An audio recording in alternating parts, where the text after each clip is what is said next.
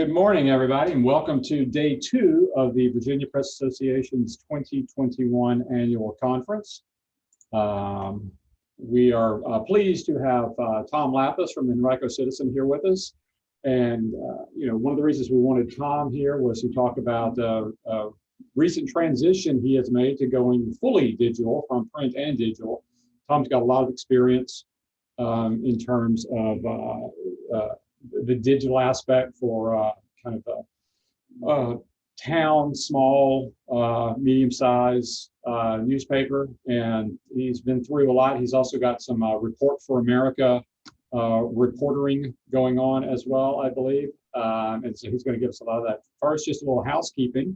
Please feel free to drop any questions you have in the CVent site there, live Q&A, chat, text box, all that. And we will ask Tom the questions as they come up, if pertinent, or save them to the end, if it seems like that's sort of a grouping. And so I am handing it off to Tom. Tom, thank you very much for joining us. Thank you, Steve. I appreciate it. Welcome, everyone. Thank you for tuning in, whether now or in the future. Let me see if I can share my screen here real quick.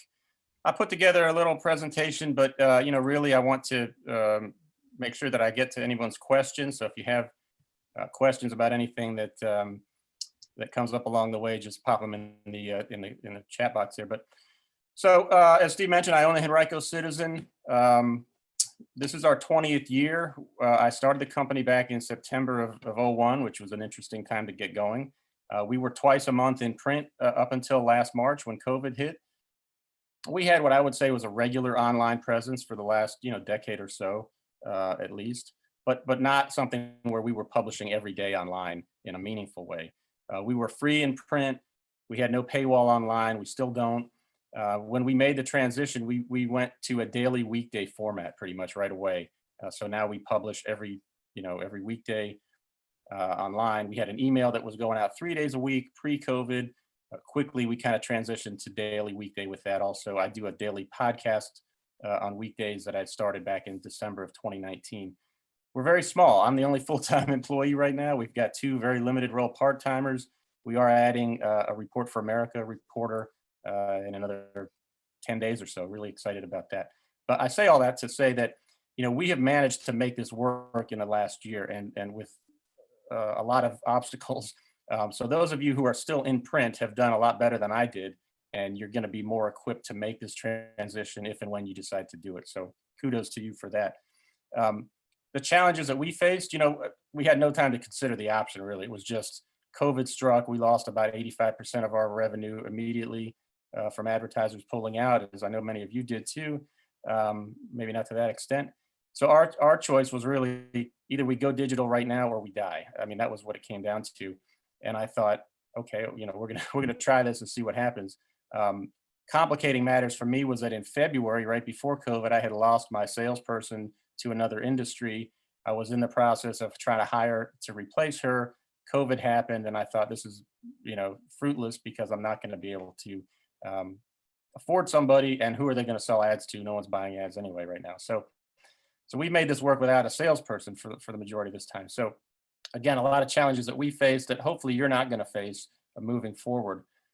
Some of the benefits that we have experienced, since we made this change, I mean, for us, it eliminated 60 to 70% of our cost. We printing and distributing the paper was a huge part of our budget.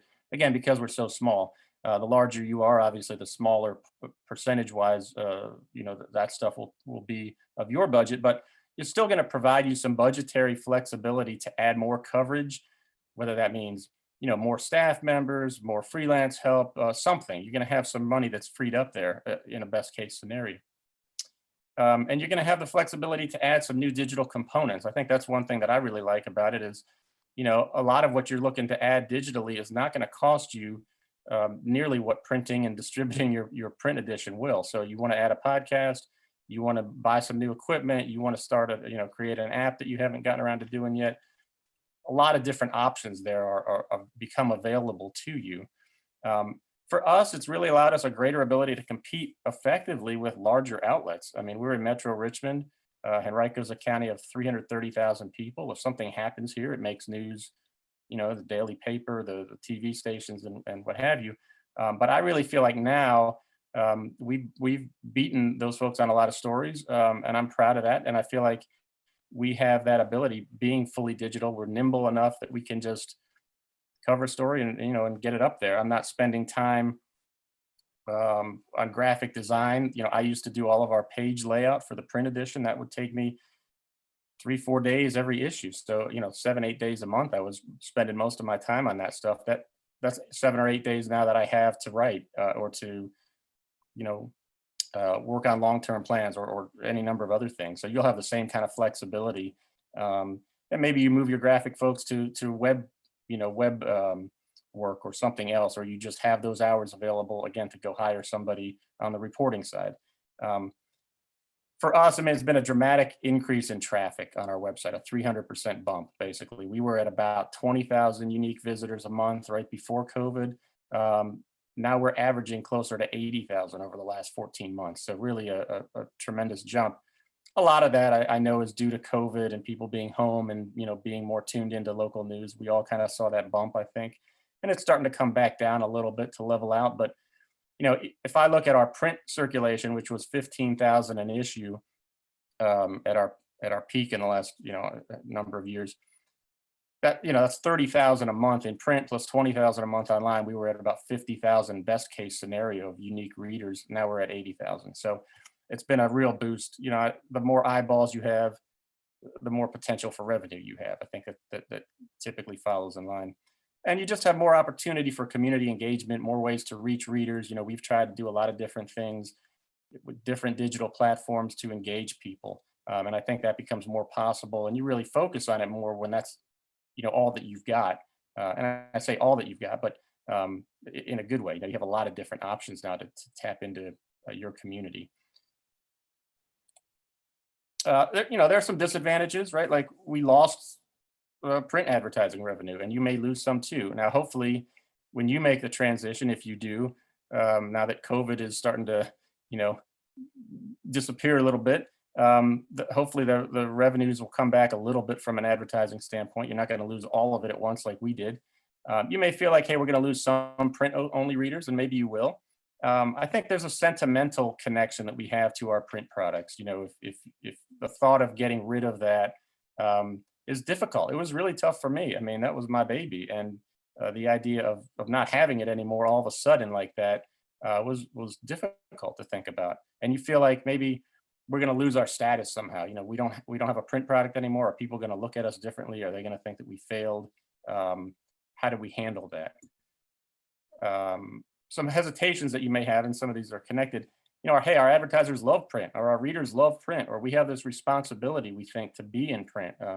People pick us up at the, at the grocery store or wherever. And again, we may lose our status if we don't have a print product. I think what I would say to kind of deconstruct some of those, if you have advertisers who love your print product, that's awesome, especially in this day and age. So maybe the time is not right for you right now to really think about making this transition immediately. But I would say ease those advertisers into digital in some form if you haven't done that already. Maybe you give them a little freebie here and there, some kind of deep discount to be on your website or to be in your email newsletter or some other platform. You want them to start thinking of you as a multi-platform option, news organization, not just a newspaper, because it's always easier to keep a client than to find a new one. So you've got these folks now, they're paying money to be in your print edition. You don't want to lose them when you make this transition. So show them what you can offer them digitally. Maybe it's, like I said, a unique kind of ad online. Maybe it's the reporting that you can give them from an online ad that they can't get from your print edition. There are a lot of different options, I think, that you can show them, and also flip that around. I always looked at the negative, like, man, if I go digital, I'm going to lose all my print advertisers, right? But what about the people who never advertise with you in print because they don't like print? They will advertise in digital because they feel like that's progressive or new or a better way to reach people. So there's people out there and businesses out there like that aren't with you now that may join you when you go all in on digital. So there's it's a two-headed monster there. If your readers love print, same thing. That's awesome, but more and more of them are going to be leaving you in some form. Transitioning to digital. I think it's no secret that a lot of print readers are older. So at some point, they're not going to be there in the same numbers that they are now, most likely. So again, I would say flip that around. What about the people who don't read you in print now, but who would if you had more regular coverage on your website, if you had enhanced digital platforms that you could offer them, more engagement opportunities. So you will pick some people up who aren't with you now. And it becomes easier to generate reader-based revenue, I think, because somebody reads an article, right at the end of the article, you put a little tag that says, hey, if you value what we do, if you like this article, whatever, click here. You can help support us, right? You can't do that in print, so it just opens you up to different options that I think can become valuable for you. Again, you feel this responsibility to be in print. You're worried about your status if you don't have print. I would just say that, your responsibility is really to serve your community. So it doesn't matter what format you're in. If you're doing that effectively, if you're covering the things that matter to your community and doing it in a fair and responsible and accurate way, like you can do it in any format. People will find you, and your standing is not going to change. The other thing is, you already have the name to go on, so they're going to see that name. They know that you're a trustworthy source of news. They're not going to. It's not like you're creating a whole new product out of the blue with a new name. And guess what? You already have a website, right? So people are already reading you there, and a lot of them never see you in print, most likely. And some will not even know if you get rid of your print edition. I mean, we're 14 months out from the last print edition that we published. I still get emails. I got a couple last week. Hey, where can I pick up the latest copy of the Citizen? So people don't even know. They're reading us online and think that we have a print product and don't know that we don't. And it doesn't matter to them because they're getting, the news that they need. The other thing is, you might, if you really want to keep the semblance of print, do a flip page version digitally.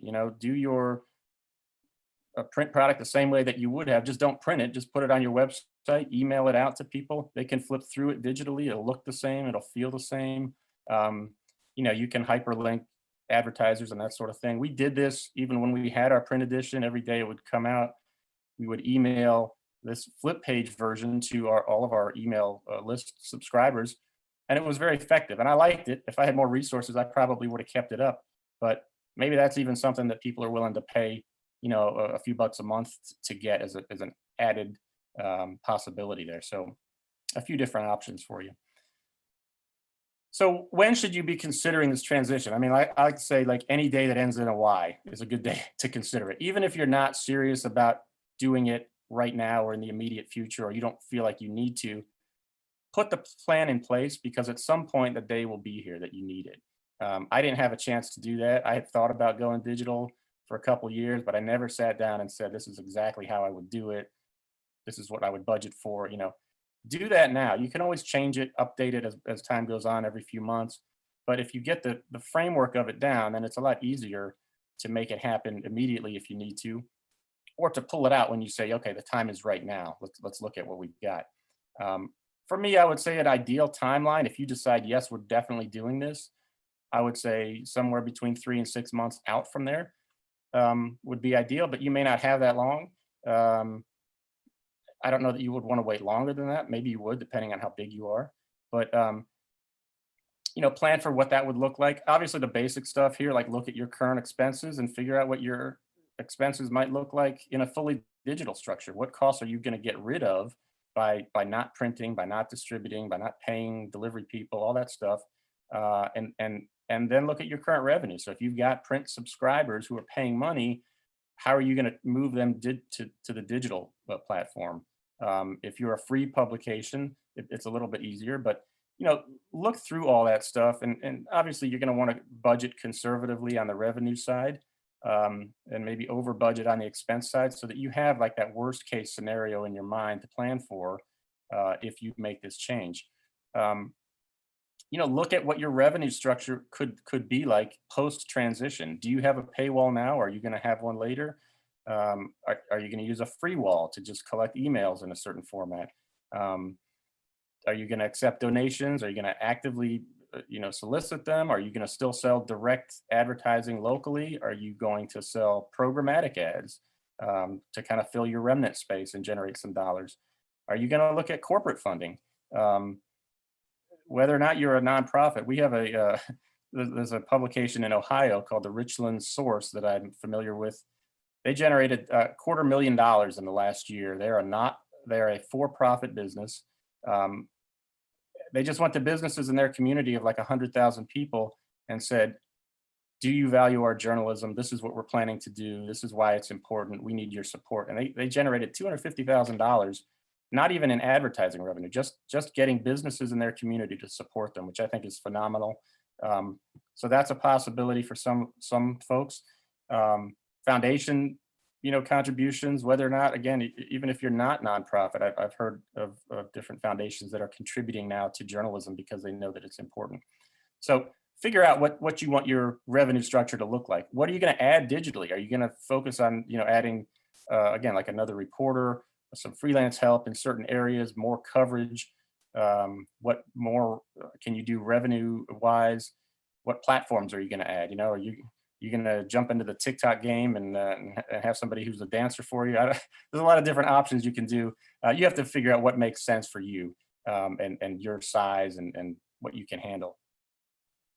Think about how you want to handle advertising, right? So are you going to sell it still the same way that you're doing now? Are you going to sell every different digital platform individually or just a few combination packages?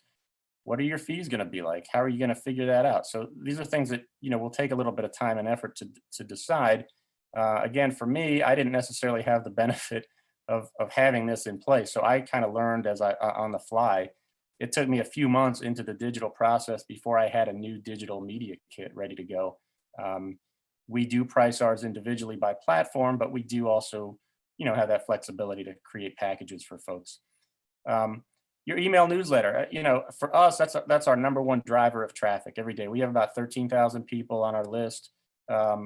We've added about 5,000 in the last year just from having like a pop-up window on our site that says, hey, do you want to get our emails? So do that. It's an easy way. I thought we would get a lot of people complaining, like, why do I keep seeing this pop up? I got 2 complaints all in the last year from people, and 5,000 signed up. So people are hungry for news. Are you going to have just one email a day? Are you going to have several? Are you going to segment them? Are you going to hand curate them each time? Are you going to use an RSS feed to pull your content automatically? These are some things you want to think about. And I would say this, like, add as many of your digital features that you want to have after this transition, add them as soon as you can while you're still in print, because you want to get folks used to them so that when you make the transition, it doesn't feel different. They're used to it already. So beef up your digital presence, beef up your social media accounts, add followers, again, add people to your email list so that they get in the habit of seeing your email every day, going to your website. And pretty soon they may not realize that you're in print or care. They're reading you, they're finding out what they need to find out. Get them engaging. It's also really important to go talk to your advertisers about what this might look like, right? Again, it's easier to keep a client than to find a new one. So you don't want to make a transition if it's going to mean you lose all your print advertisers. So talk to them about digital. Have they done any before? What do they like about it? What do they hate about it? What questions do they have? What concerns do they have? Figure that stuff out so that as you put your plan together, you can incorporate that feedback and have answers for them to help that transition look seamless. And same thing for your readers. Survey them. Ask them what do they want to see? Do they want particular types of coverage? Turn it into a positive where you can say, look, if we make this shift, or hey, we're making this shift, and part of the reason is that we'll have more resources now to cover education and business and whatever that you guys said you wanted. That paints it in a real positive light, and they can say, okay, I can get behind this, or maybe I'll contribute, or maybe I'll subscribe now. Show them that the transition is going to allow you to do some things that you're not doing now, and you'll get better buy-in.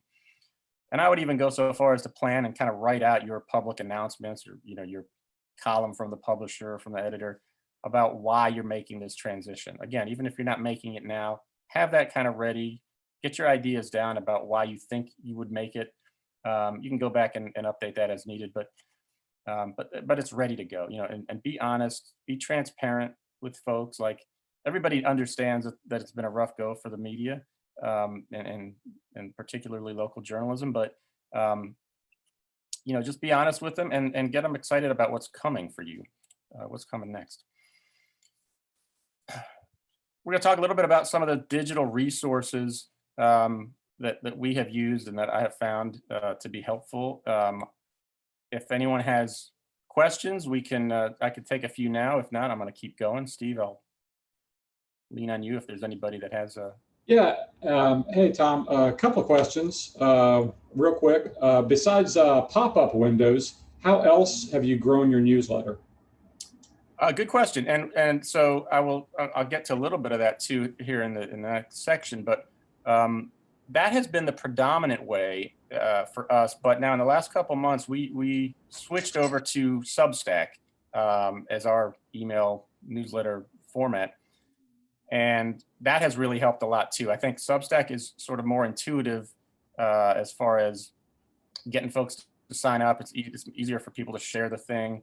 They seem to find us more frequently now, and you get paid for it sometimes too, which is nice. So it's been, we have that pop-up window. We also have a dedicated static ad on our website that says, hey, sign up here for your email updates. And we'll promote it a little bit on social media and stuff, but it's mostly come directly through our website. Yeah, can you talk a little bit about how you generate revenue off of that Substack or any other newsletters? Is that advertising based? Is it paid subscription? How are you doing that? Yeah, it's paid. And again, I'll get into this a little bit more, but I can jump into it too. I mean, if you want. Yeah, well, we'll get there shortly. But that's a good question, and I'll get there in a minute or two. Yeah. Well, just one other quick question. Yeah. The transition to digital, I knew you were talking about a lot of the things that you could do and things that you've lost. Have you found yourself using more video in the switch to digital, and that's been helpful that you couldn't necessarily do in print? Yeah, I think so. Given our budget limitations and everything, we were fortunate. We got a grant from Facebook last year that really kind of helped sustain us, and as part of that grant, we did budget for some freelance videographer who actually won a Best in Show award for us in the VPA contest a couple weeks ago. But that was one of the areas that I did want to branch out more into, and he probably did about 8 or 9 videos for us. That turned out pretty well. It is something I would like to do more of as I get that budget. So again, yeah, I think that's something that depending on your market and your budget and everything, can really be a nice, another tool in your toolbox, basically. Fantastic. All right. Well, digital resources, all yours, sir. Yeah, awesome. So I'm gonna start with some organizations that I think are really valuable as you are in the digital space, and there's a whole host of other ones, but these are some that I lean on a lot. Again, like the Facebook Journalism Project and Google News Initiative. Facebook and Google, we have this love-hate relationship with them as an industry. We hate that they're taking our advertising dollars, but they're also spending a lot of money in the industry, maybe not as much as we would want necessarily, but they are doing a lot to kind of evaluate different digital options. There's a lot of funding opportunities that come about. So check them out, see what they've got in the works. You can learn from a lot of the pilot programs that they are engaging with, different publications around the country and the world. Center for Community Media, the Center for Cooperative Media, both are based up in New York, New Jersey. But a lot of good tools, a lot of good resources that you may want to check out that will help you in the digital transition. If you are local, independently owned, I cannot say enough good things about Lion Publishers. We joined pretty much as soon as we went fully digital, and I have learned a tremendous amount from the folks in that group. It's basically a network of folks like me. They tend to be smaller, 1, 2, 3, 4 people per company, but there are some larger companies, 20, 30 folks, or maybe bigger than that. But these are folks who are exclusively digital in most cases, and just have a wealth of knowledge about different programs and new tools and cutting edge stuff. And so it's just a great resource of people that you can connect with all over the country to see what's working for them, steal ideas from each other, give each other motivation, all that stuff. The Local Media Association and Local Media Consortium, a little bit larger. We did a lot with the Local Media Association. They put together some great fundraising opportunities that probably some of you participated in too for COVID relief. And the neat thing there is that they're a nonprofit, so they were able to collect tax exempt donations and then funnel them to those of us who are not tax exempt. They took a little cut, 5-7% or something, but that was kind of a neat way to offer something different to readers who wanted to help us, and it benefits them a little bit too. And LMA put together the News Fuel website, which is kind of a matching site for journalistic funding, if you will. You can go there and check out all the available funding opportunities for journalism. And if you have a project that you want to get funding for, you can post it there. So just kind of a neat way to learn more about the dollars that are available potentially to you as you make the transition. The Pointer Institute, everybody's familiar with them, I'm sure, but just a lot of good resources there, a lot of good newsletters that will keep you in touch about things that you might not know about otherwise. And then one that I just stumbled onto recently, the Membership Puzzle Project, which is basically designed to formulate ideas and strategies for gaining paid members or subscribers primarily on a digital basis. So what are some things that you can do to grow your base of readers who are paying, basically? So a lot of good resources here, and again, some that are maybe more beneficial for you individually in different ways. So revenue opportunities. Again, this is kind of what our base of revenue looks like right now, some combination of these. There may be other ones that would fit you depending on your size and that sort of thing. But, we're still direct selling to local advertisers. So that's an option across every platform, and so our platforms, we've got our website, we've got our daily email, we have my daily podcast. We offer sponsored content. We'll do like a direct email blast on behalf of a client. We do sell some social media promotion. We have an app. So there's a lot of different ways that you can, structure things. And again, if you want to package them all together, you want to package some of them together, these are decisions you'll want to make. Programmatic ads. I think if I had my druthers, I wouldn't necessarily want to lean on programmatic, but for us, it's sort of a necessary evil right now. And I shouldn't say evil, but we're generating some revenue that we wouldn't have otherwise, and that's helping us get through this difficult time, especially when I haven't had a salesperson. So if it's just me trying to sell and write and do a lot of other stuff,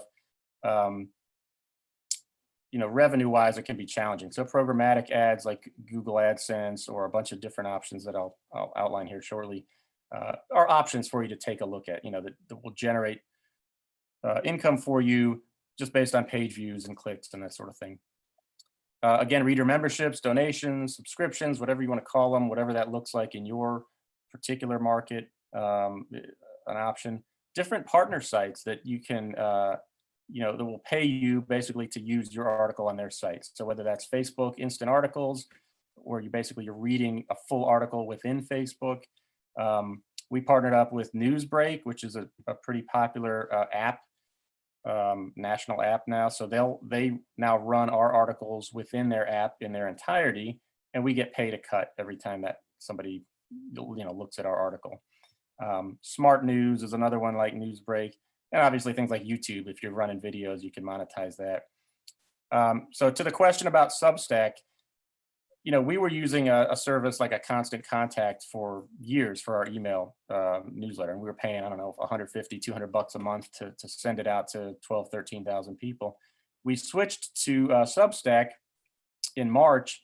Substack is completely free. So it doesn't matter if you have 10 people or 10,000 people on your list, it's free to send them out. So right there, we eliminated that monthly cost that we were paying. And the cool thing about Substack is it really is designed to get people paying and get them in that mindset to pay for your content. So a lot of folks, independent folks, will just have a Substack email. They don't even have a website. Every time you put together an email or some content, it will post to your site on Substack. People can go there and see it all. over here on the right, I've got an example of what our email newsletter looks like. So a lot of folks have everything paywalled, and if you want to get their content, you have to pay a subscription for it. But that doesn't have to be the case. So for us, our email is free. People can sign up for it and get it for free. But Substack prompts them right away to say, hey, do you want to become a paid member? And you can add in, what benefits they might get as a paid member. Honestly, for us, there are no benefits right now. It's just you're supporting us.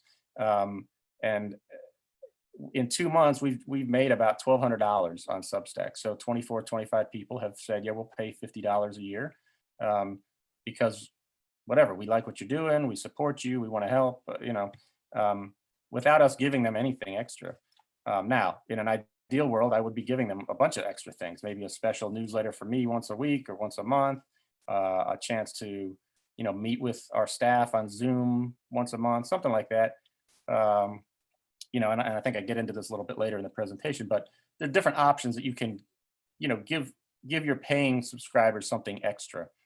But as you see over here on the right, every time somebody who's on our free list gets our newsletter, right at the top, it says, hey, you're on the free list. If you value the coverage that we've provided, please consider supporting our work with a paid contribution. And that works. I mean, every now and then somebody clicks subscribe and we get $50. So that's just another way that we've kind of turned an expense now into a revenue source. There are programs like RevCatch, which will identify when people come to your site and they have their ad blocker on. It'll prompt them to say, hey, we rely on the paid advertising. Do you mind turning your ad blocker off? Or if you want to leave it on, would you consider a donation to us? Conversely, somebody without an ad blocker on comes, it can prompt them and they'll say, hey, do you want to read this site without any ads? If so, here's what it would cost to do that. So it's kind of passively, well, maybe not passively, but you're generating some revenue that maybe you wouldn't have otherwise. So another option. Merchandise, and I don't mean like putting your logo on a hat or a T-shirt, because let's be honest, like nobody really wants that. But I'm thinking like something that's unique to your community.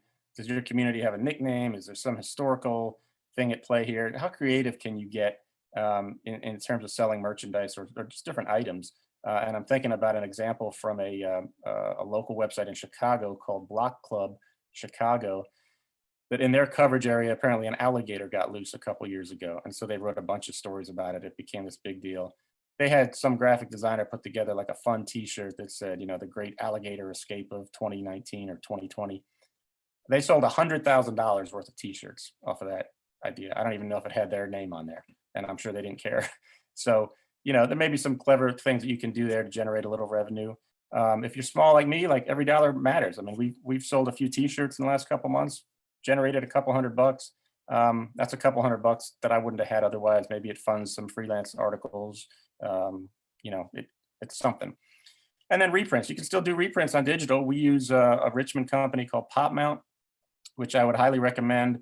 They do like a laser engraved plaque that really looks great. It never wears, it never gets yellow. People really like them. So a lot of different options there. Just another way to kind of have some revenue opportunities.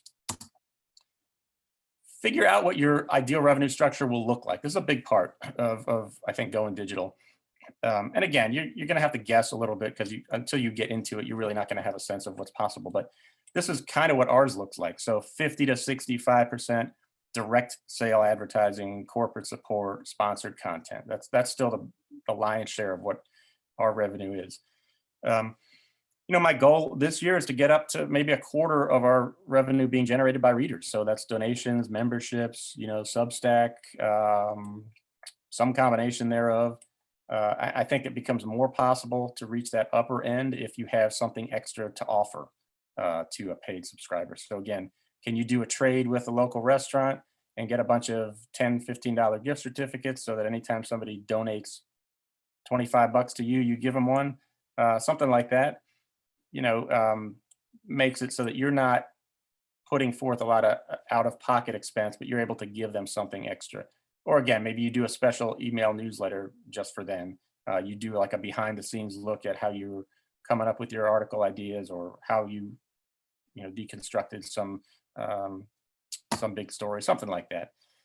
5 to 10% through partner site agreements. That's like the news break, Facebook, instant article stuff I talked about. And then maybe 2 to 3% merchandise. So it'll look different for everybody, but kind of a general outline there. Okay, so on your website, you want to have a good ad manager that can, keep track of your ads, run them the way that you want them to run, give you good reporting. A bunch of options are out there. We use a company called Broad Street. I cannot say enough good things about them. They're just fantastic for our needs.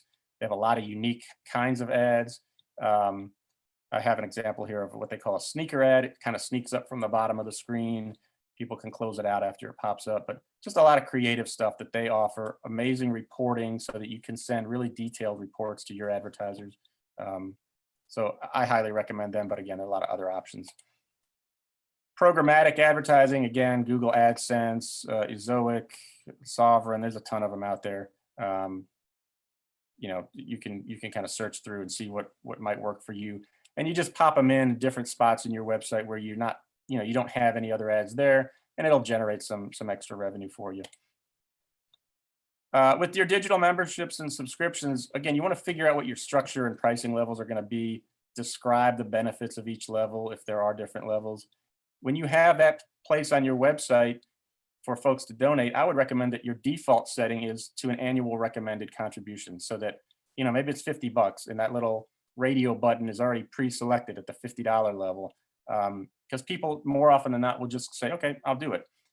Give them a custom opportunity if they want to say, yeah, I'll give you $3 a month or something, but default to, a fair annual recommended contribution or subscription, and you'll find that a lot of people take advantage of that. Promote your memberships or your subscriptions everywhere in your email, on your website. You got to kind of hit people over the head a lot with this. Again, provide some extra value when you can. Look at maybe pay it forward options. We did this for a while last year that said, like, if you donate at a certain level to us, I think it was $50, we will donate to the nonprofit, we'll donate some advertising space to the nonprofit of your choice. So you designate it. That kind of empowers people. They feel like they're doing two good things. They're helping us and we're helping the nonprofit that they picked. And it develops a relationship between your publication and that nonprofit. A big one for me is sell on your value, not on your price. Get people used to paying what you think your coverage is worth. I kind of cringe every time I see like the 99-cent deal for 5 months or something, because you're training people, I think, to expect that your coverage is only worth 99 cents a month. Then when it goes to that higher level, they get upset. They don't think it's worth it. So tell them, like, hey, it's $5 a month, it's $60 a year, whatever it is. Sell them on that value, and then make sure that you're providing that value for them. I'm going to try to speed through a few of these so we have time for questions. But when you're soliciting donations or contributions, be really specific. What is it that you're trying to fund? How much is it going to cost? Why is it important? Are you putting together a FOIA fund? Is there some particular project that you really need $2,000 for? Break it down in manageable levels so that people feel like, hey, if I give $100 to this, I know exactly what it's going for, and I feel like, I'm really helping. Again, promote those opportunities everywhere the readers find you.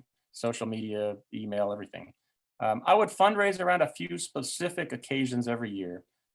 End of the year for tax reasons, whatever your publication's anniversary is, and, after VPA awards, when you win some, you hired a new reporter, whatever. And talk about what you've done in the past, in the past year, the past months. How have earlier fundraising efforts helped you, and what have they resulted in coverage-wise? Show people that. Publish an annual report online. I mean, we did this for the first time at the end of last year, and we went back and said, here are all the things that we covered, subject by subject. We linked to all those articles, so it's there now. I can send that to people and say, here's the value of us existing. Here are the things that we did in this community last year. And again, if you're not a nonprofit, try to find a nonprofit sponsor like a local foundation that can accept tax-exempt donations on your behalf. They'll take a little cut, and then get the rest to you. So that may help you in getting contributions from folks. Your email newsletter, again, have a prominent opt-in box on your site. There are a few different ways you can do this. Your site may have that capability already. There's a company called Pico that does it for you, that people speak very highly of. We don't use them, but I know a lot of folks who do. Again, Substack is an option if you're trying to monetize it. And look at the data, find out who's reading you every day. And maybe you can find out what companies they're from, right? If they're using their company email address and you find there's 10 people from a particular company reading you every day, I would approach that company for advertising or for sponsored content opportunities or something. You know that there's a lot of engagement and that they value what you do. Push notifications. You know, if you have an app, you're probably already able to do this. If you don't have an app, it's a reason to start one, I think. There are also companies that will do desktop push notifications. We use one called One Signal. So people go to your website, a little window pops down that says, hey, do you mind if we send you occasional updates? If they say yes, they're added to the list. You can push those out anytime. It's free up to a certain number of subscribers. We've got like 500 so far after a month. We're not paying anything yet. And I think even up into the thousands, there's no cost for One Signal. And text messaging, you know, a lot of different options there. We just started doing this a month or so ago also. We try not to overuse it, but you know, it's nice to have another way to communicate with folks when you need to. Podcast, you know, there are a lot of different podcasting options. As I mentioned, I do a brief daily one. It's like a 5 to 10 minute podcast every weekday. It just kind of recaps all the articles that we posted the previous day. It's got a good core group of listeners every day, not thousands, but you know, in the 100 to 200 range every day. They tend to be, you know, highly educated folks, a lot of county officials. So it's just another way for busy people to tap into your network and understand what you're producing. And you can sell advertising on it too. We use a company called Buzzsprout, which I think is fantastic, really intuitive, easy. You can see here, you can kind of paste this little player anywhere you want to. It makes it very easy to tap into all of the other podcasting, you know, anywhere people listen to podcasts, they can listen to our podcast. Just tell Alexa, you know, to play it.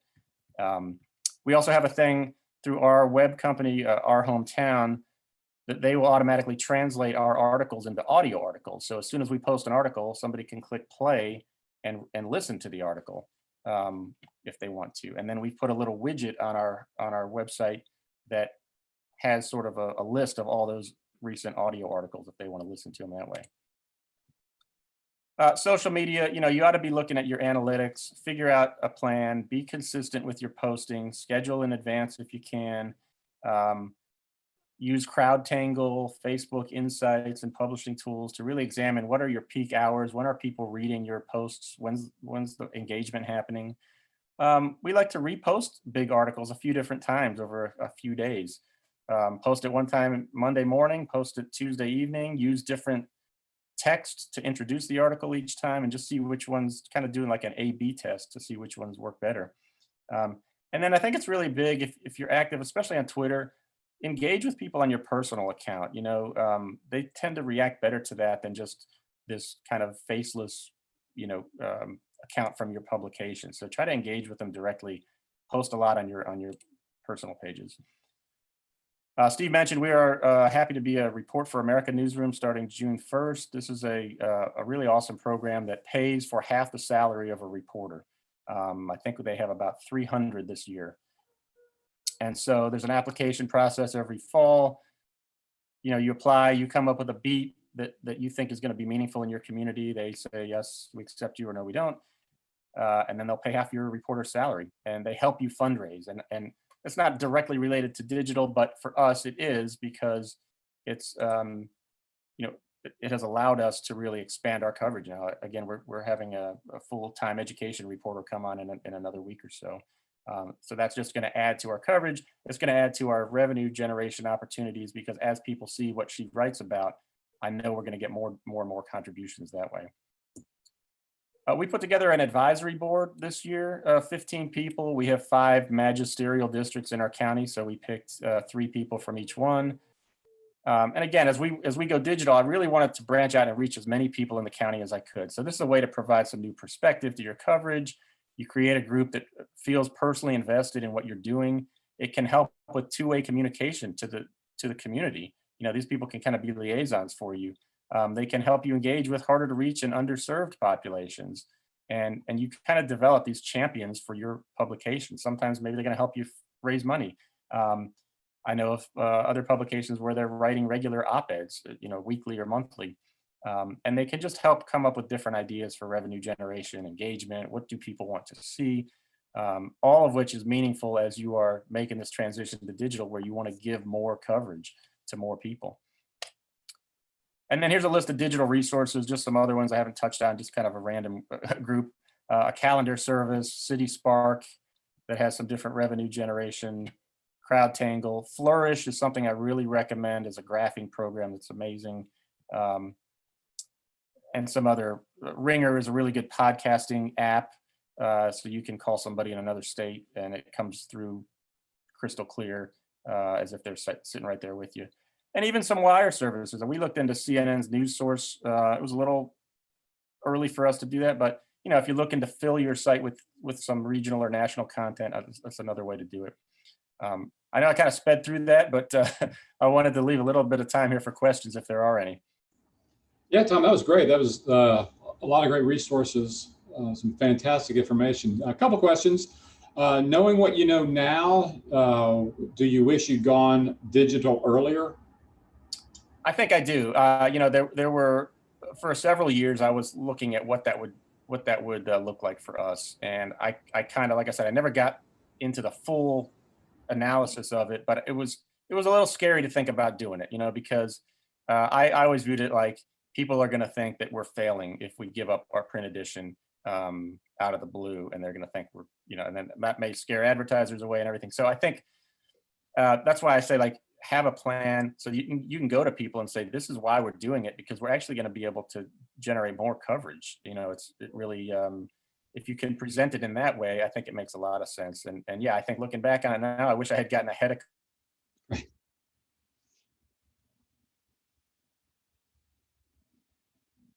Start over now. Yeah. All right, you there? I am. Yep. Can you hear me? Yep, I got you. You're just kind of freezing up a little. Another question. You mentioned pop mounts, and I hadn't thought about this, but that seems like a great resource digitally, because on the when I was at the weekly newspapers, we were all the time sending things to pop mounts, like sporting events. Somebody had a great day and grandma wanted to come get pictures and a story. Obits for big folks in the community, graduations, all sorts of community events, individual events. And that's a way for y'all at a digital site to be able to give people something that they can hold in their hand and hang up on the wall, whereas normally they would just cut the newspaper up and stick it on the fridge, right? Yeah, exactly. And you can make it look like it would have looked in print if you want to. Just go back to your print format and put something together for them that looks like it came out of a print paper, and put your. Yeah, we did a lot of that also for businesses, grand openings and things like that. Sure. They would always want to print one of those up and hang on their wall, particularly if they did something great, like you were talking about. Y'all went in the VPA awards wanting to promote that. Well, a lot of times businesses want to promote things that were quote unquote in the paper or on the news side, and that's a great opportunity for that as well. Absolutely. And, like for us, we don't have the resources to go proactively approach folks for that. But for some of the folks who are listening who may be larger, they may have those resources, and it can really be, I think, a good revenue source for anybody. Well, that's great. That is fantastic. Well, look, we've got these slides available, and we can provide those to folks who have been in the session. So we certainly appreciate that. Those are some fantastic resources. And I thank you're joining us here. I know that it's been super informative, and no additional. Well, one more question. Somebody suggested merchandising the sell on your value, not your price, as a tattoo. So apparently someone's very fond of that saying that you have. I have no tattoos, but maybe that'll be my first one. I don't know. Yeah, right. Absolutely. That's great. Selling your value, not your price. That's fantastic. Again, thank you very much, Tom, and the Henrico Citizen. I know everybody's going to pop over and sign up for the newsletter now, all right, so that they can follow on what y'all are doing. Awesome. So thank you so